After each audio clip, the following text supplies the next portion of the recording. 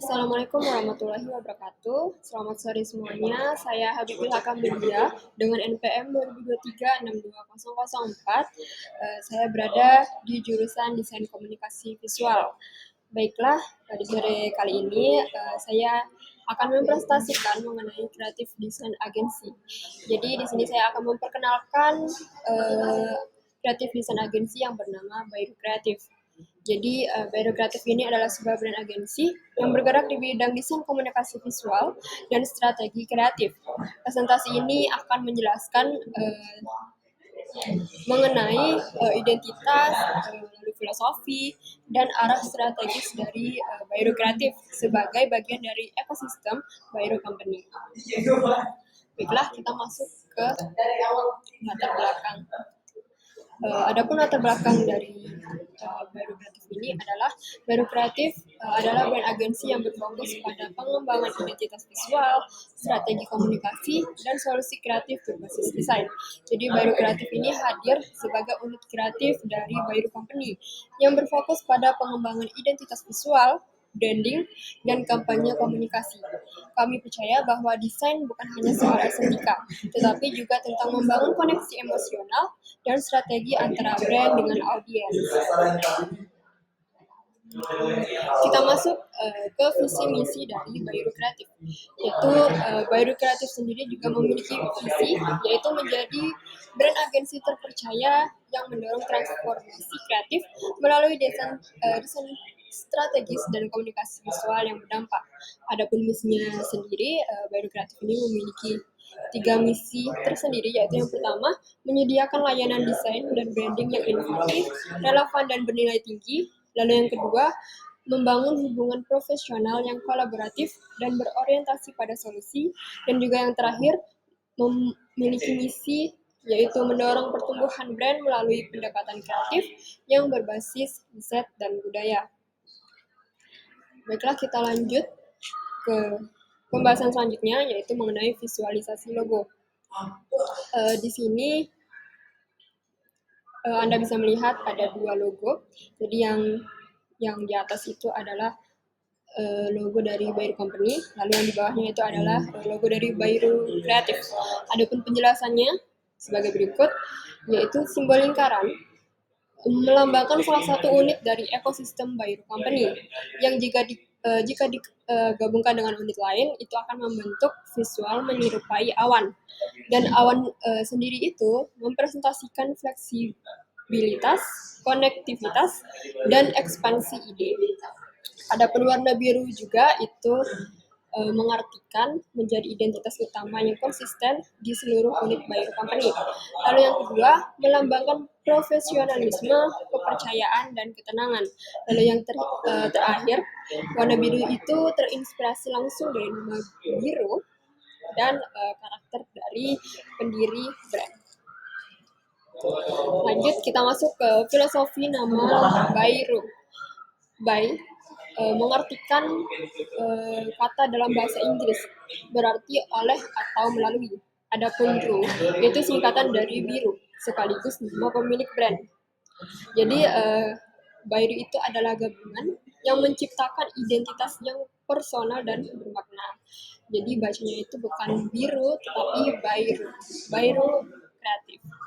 Lanjut, kita masuk ke tekstur dan tipografi dari logo. Yang pertama itu tekstur krayon pada lingkaran, itu memberi kesan humanis dan organik. Lalu yang kedua, tipografi bersih dan ekspresif, mencerminkan profesionalisme dan kreativitas. Dan juga peran Bairu Kreatif ini merupakan divisi kreatif dari Bairu Company. Lalu juga Bairu Kreatif ini fokus pada desain komunikasi visual dan strategi branding. Lalu yang terakhir, Bairu Kreatif ini berkontribusi sebagai bagian penting dalam sistem kreatif yang terintegrasi. Baiklah, kita lanjut ke kanvas model bisnis. Di sini ada mitra kunci, aktivitas kunci, keunggulan produk atau jasa, dan juga hubungan pelanggan. Yang pertama, kita membahas mitra kunci terlebih dahulu. Di sini ada media sosial, itu sebagai saluran promosi utama dan portofolio digital. Lalu yang kedua ada platform freelance dan portofolio, itu sebagai sumber klien potensial. Lalu yang ketiga ada universitas dan komunitas kreatif untuk kerjasama eh, proyek desain dan edukasi. Lalu selanjutnya di sini ada startup dan UMKM lokal itu sebagai mitra proyek branding dan desain digital.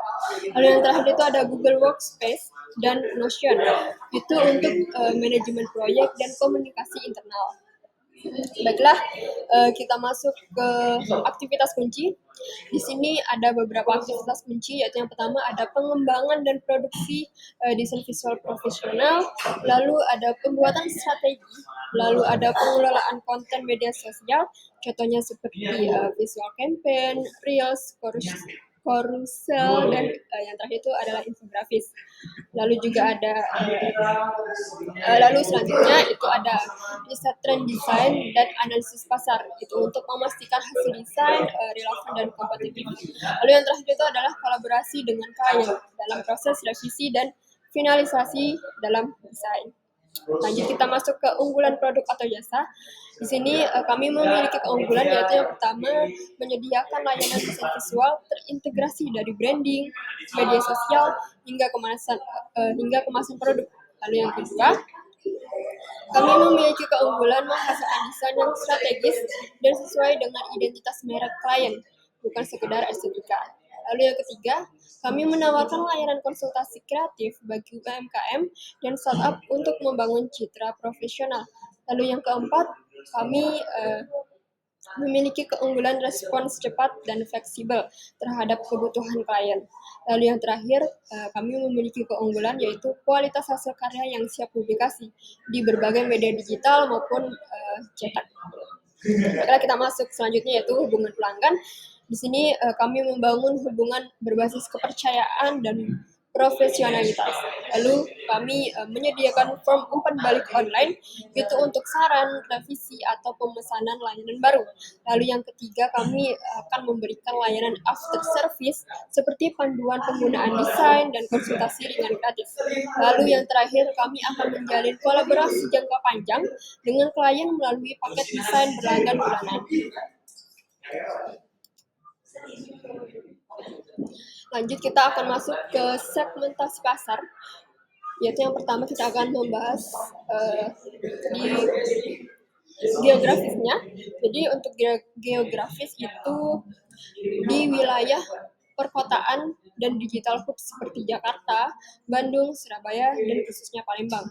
Adapun untuk demografisnya sendiri, yaitu berada di usia 8 sampai 35 tahun, pelajar, mahasiswa, pekerja kreatif, dan pemilik usaha kecil sampai menengah. Adapun psikografisnya yaitu ada dua. Yang pertama, itu individu yang peduli pada estetika visual, profesionalitas, dan citra digital. Lalu yang kedua, ada pelaku bisnis yang ingin meningkatkan daya saing melalui tampilan visual yang kuat. Dan adapun untuk behavioristiknya, yaitu yang pertama, pelanggan yang tidak memiliki waktu atau keahlian desain, tetapi membutuhkan hasil visual yang profesional. Lalu yang kedua, yaitu pengguna aktif media sosial yang membutuhkan desain untuk konten promosi, kampanye, atau personal branding. Baiklah, kita masuk ke sumber daya kunci, yaitu yang pertama ada tim kreatif profesional, mulai dari graphic designer, art director, copywriter, dan sosial media strategis. Adapun yang kedua yaitu perangkat dan software desain berlisensi. Contohnya ada Adobe Creative Cloud, Figma, Canva Pro, CapCut Pro, dan lain sebagainya. Yaitu lanjut yang ketiga yaitu ada jaringan internet dan cloud storage untuk kolaborasi daring. Lanjut sumber daya digital, di sini contohnya itu untuk template, mockup, aset desain, dan font berlisensi. Lalu yang terakhir yaitu brand identity guidelines, yaitu sebagai panduan dalam menjaga konsistensi hasil desain.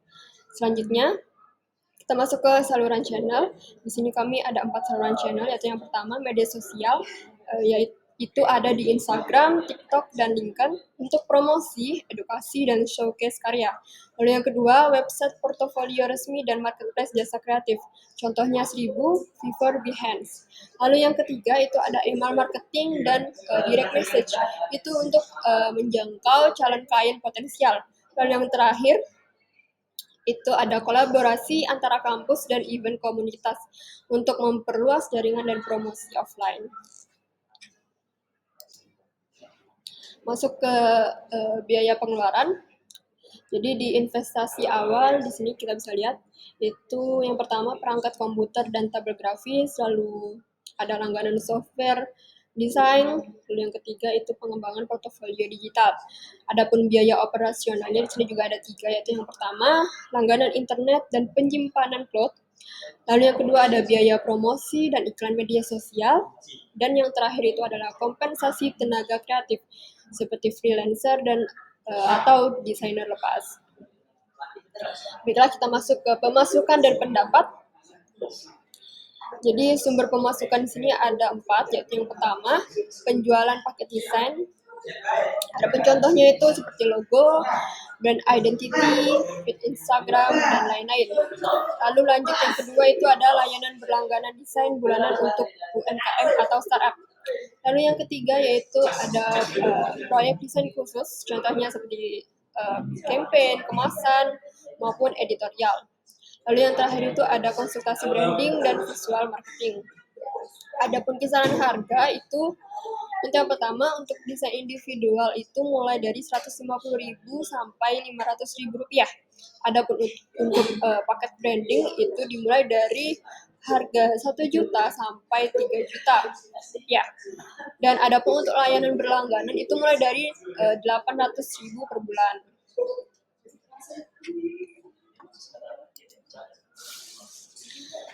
Baiklah, jadi Bairu Kreatif itu bukan hanya sebuah brand agensi, tetapi juga representasi dari semangat kolaboratif, kreativitas berbasis budaya, dan komitmen terhadap kualitas visual. Kami siap menjadi mitra strategis bagi brand yang ingin tumbuh dengan identitas yang kuat dan berdampak. Sekian dari saya. Wassalamualaikum warahmatullahi wabarakatuh.